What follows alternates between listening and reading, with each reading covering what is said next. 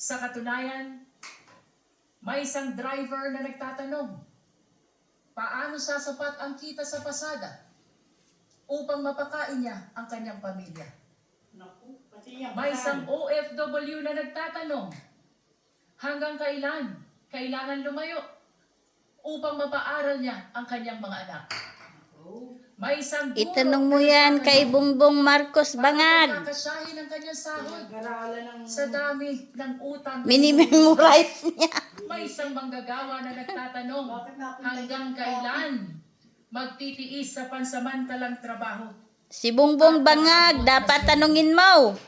Tanga, bumubula na yung bunganga mo. Maaring sabihin na malayo sa buhay nila ang paglilitis na ito. Ngunit hindi. Hindi po. Sapagkat ang usapin ngayon ay patungkol sa isang bagay na pag-aari nilang lahat. Tanungin mo si Bongbong Bangag, asan na yung PhilHealth na pera? Tanga.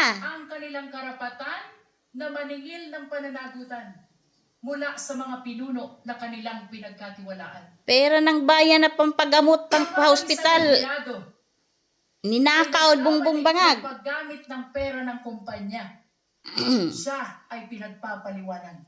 Bumubula na yung bunganga mo, Kapag tanga. isang barangay treasurer, hindi maipaliwanag ang nawawalang pondo, siya ay iniimbestigahan. Isa ka ring Kapag bangag. isang principal ay naglustay ng pera ng bayan, kahit 5,000 lang yan, siya ay pinaparusahan. Natural lamang na magtanong ang sambayanan kung ang ordinaryong Pilipino ay pinapanagot. Bakit hindi ang pinakamakapangyarihan na opisyal ng pamahalaan? Ito ang Kaya nga, bumubula na yung bunganga. bakit mahalaga ang paglilitis na ito. Hindi upang usigin ang isang tao. Hindi upang maghiganti sa kalaban. Hindi upang manalo sa politika. Kundi upang sagutin Ayun, no, bumubula ang bunganga. isang tanong na napakahalaga sa kinabukasan ng ating republika. May saysay pa Pareho ba ka sa ang kanila na bangabangag sa eh. ating bansa?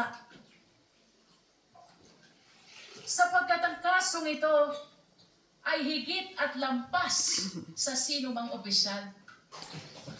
Higit at lampas sa anumang partido